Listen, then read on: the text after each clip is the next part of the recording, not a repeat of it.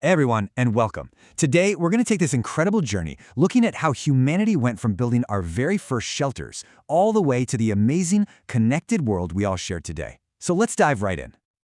Everything really starts with this one simple idea. Just try to picture it. Humanity's first real home. A single, small tent. This is where our whole story kicks off, in a tiny little community just trying to make it. And wow, have we come a long way since then? Think about it. From that one small shelter, we've grown into a global family of billions of people. It's an absolutely mind-boggling jump, from one little spot on the map to a civilization that covers the entire planet. So, that's the big question for today, right? How on earth did that happen? How did we manage to weave together all these different communities into the single, connected world we know? Well, let's break it down. Okay, so first up, we've got to wrap our heads around this really cool idea. We all live on one world, but it's made up of so many different unique countries. It's like we're all passengers on the same spaceship. Spaceship Earth, just cruising through the cosmos together. And that's what's so amazing.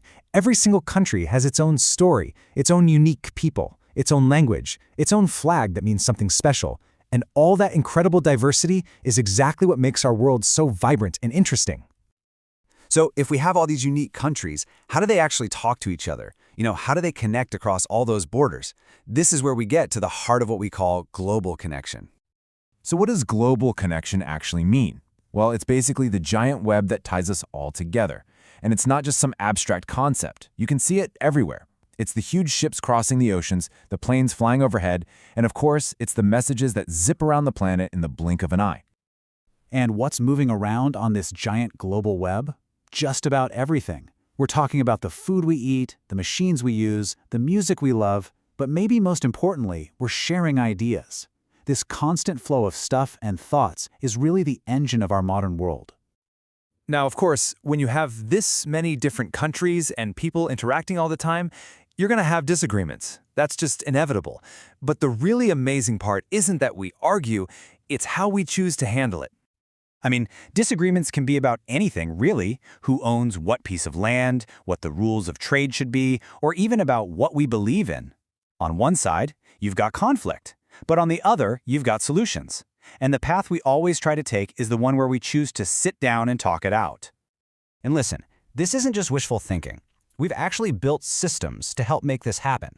Organizations like the United Nations exist for this exact reason, to give countries a place to come together, to talk, and to find peaceful ways to solve even their biggest problems.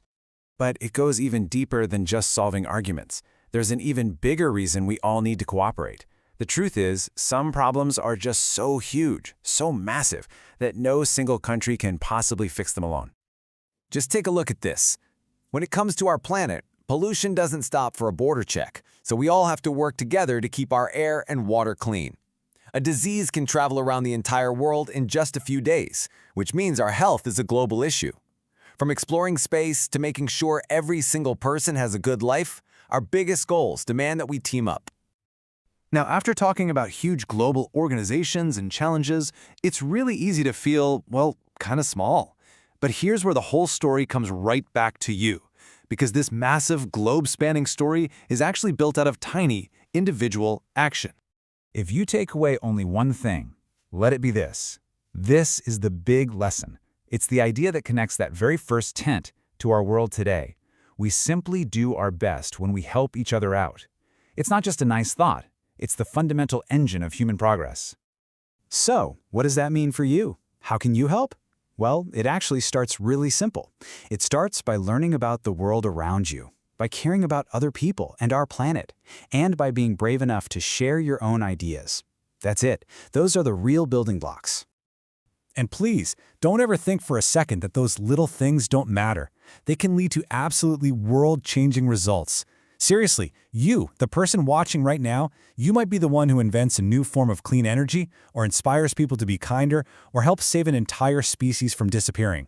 Every single small act adds up. So as we finish up, just remember this. Our world's story isn't over. It's not something that's already been written in a history book. It's happening right now. And you've got the pen in your hand. So the only real question is, what are you going to write?